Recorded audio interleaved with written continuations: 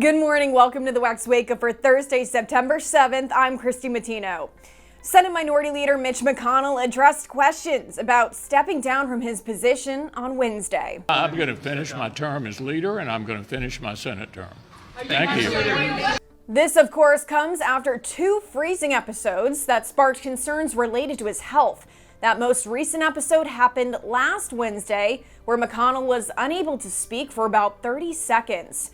The 81-year-old senator didn't offer any new details on his condition. He instead pointed to the letter his office released Tuesday from the Capitol's attending physician, Dr. Brian Monahan, which cleared McConnell for work.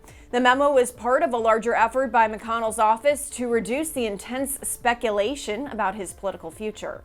Dr. Monahan's report addressed was concerns people might have that some things that happened to me did happen. Well, they didn't. And it's really, I have nothing to add to that. I think he pretty well covered the subject. And House Oversight Committee Chairman James Comer is now requesting unredacted emails from President Joe Biden's time as vice president.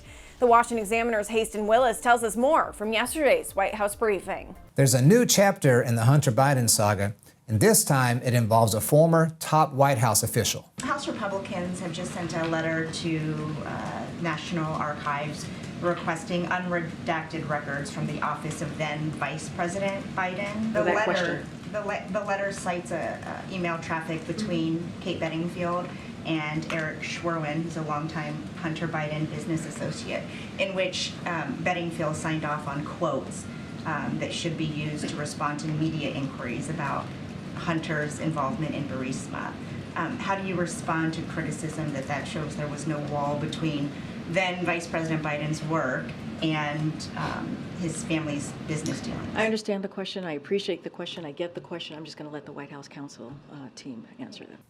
Much remains unknown at this point, but House Republicans have vowed to get to the bottom of it. I'm Hasten Willis for the Washington Examiner. And Senator Tommy Tuberville is standing firm on his position to hold up military nominations in the Senate over its abortion policy. On Tuesday, the Department of Defense sent the civilian leaders of the Navy, Army, and Air Force to protest Tuberville's holes in a string of media appearances.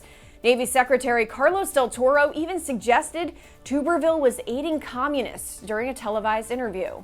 This country, I would have never imagined that actually one of our own senators would actually be aiding and abetting communist and other autocratic regimes around the world. But Tuberville brushed off those comments. I grew up in a military family. My dad was career military, died on active duty. There's no bigger fan of the military than me. I didn't think I'd come up here and ever be associated with terrorism and communism as a United States senator. No, that's wrong. He said the Biden administration could stop his hold on promotions anytime.